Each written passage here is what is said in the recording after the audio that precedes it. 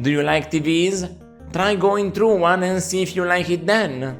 Araknie here will offer you an altered destiny. Do you take it? You can risk your life and die permanently, unlike in this video game, where you just die inside.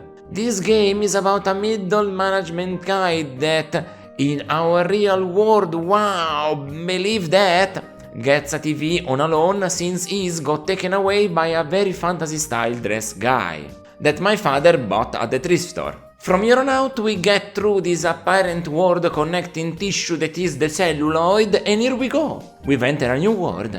Literally, here starts your trouble. The other warrior was supposed to be present, but since he's gone who knows where, they've got us. Lucky. They need us because there's Elmar, brother of Jonqua, who stole the Jewel of Light, and you're never supposed to touch it. If you do, you get to become evil even if you're good. Hehehe, tough luck. So we gotta save this world, otherwise they don't let us go from here.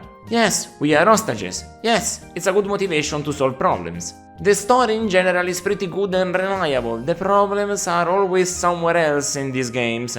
This one is a confused little baby. Half of it gives you plenty of good hints, and if you ask about things with different people, you get at least a little description. And then you're left stranded when asking about places, like where they are, what objects you have. What's the point of having a magician capable of divination if at least it doesn't give you a vague description of everything that is present in the game?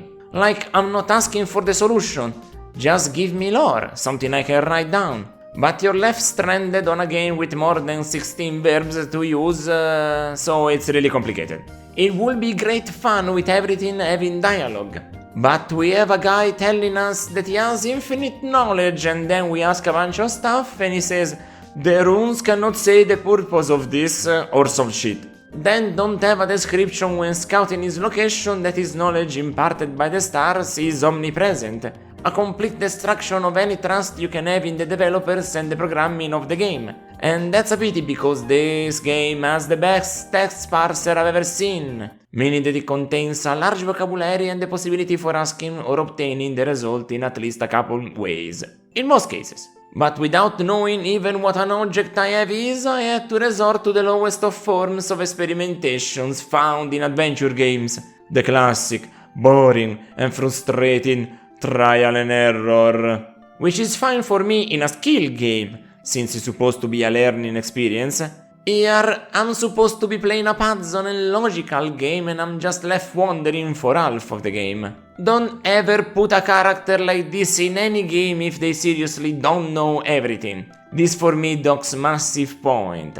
It would have not be too terrible until you discover, and very soon if you're not careful, that you can die in almost every screen of Altered Destiny. So your punishment for ignorance is death. Or even the loss of points, since this game uses that system. What a fantastic idea! But seriously, you'll die often even if you take notes about every name and capitalized object the game is gracious enough to tell you about. What I don't understand is how games like this pass the testing phase. I mean, somebody must have played this game before it came out, right? Because if nobody did, I can give it a pass. But if it received testing and bug fixes, this is a pretty shit result. Honestly, I would love to love this game, but it's just impossible.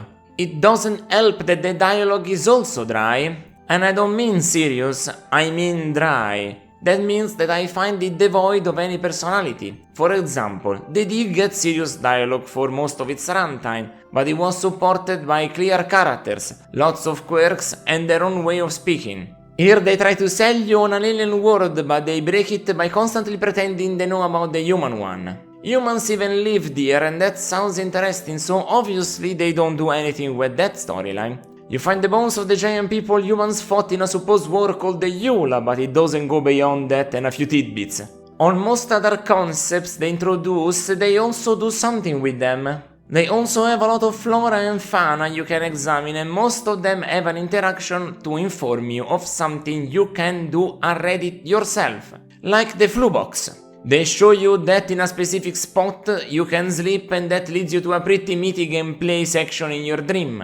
Then when you wake up you retain what you got while resting. See, it's a title of Wild Swings. Many things are good and many others are equally as bad. Technically it continues that tradition, with the graphics being so-so and the music shining through instead. The art tries to imitate the look of a comic book, but clearly had tried a bit too early in 1990. Just at the cusp of the 16-bit era, they went a bit too forward. Because everything looks very well colored, but also incredibly pastel and pasted on. It's a pity because there's a lot of animation in the backgrounds, with most of them showing even no slowdown at all because of it.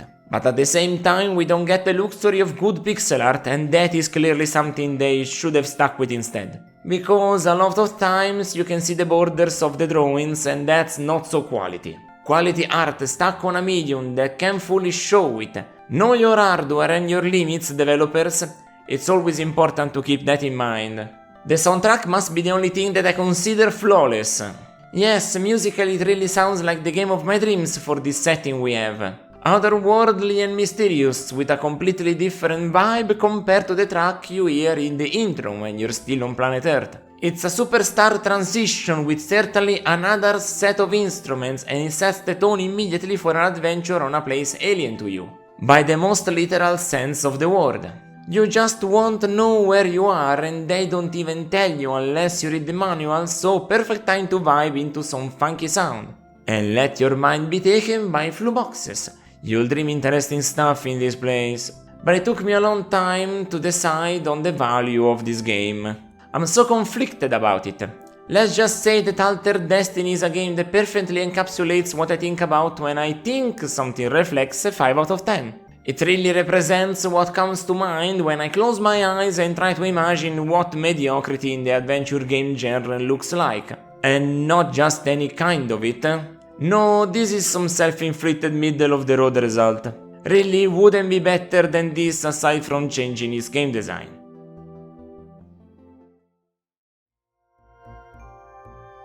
If you wanna see me play the games that I will review, plus some extra stuff, catch me on Twitch at Araknie Retro. It's my natural habitat, you see? Until next time, ciao ciao!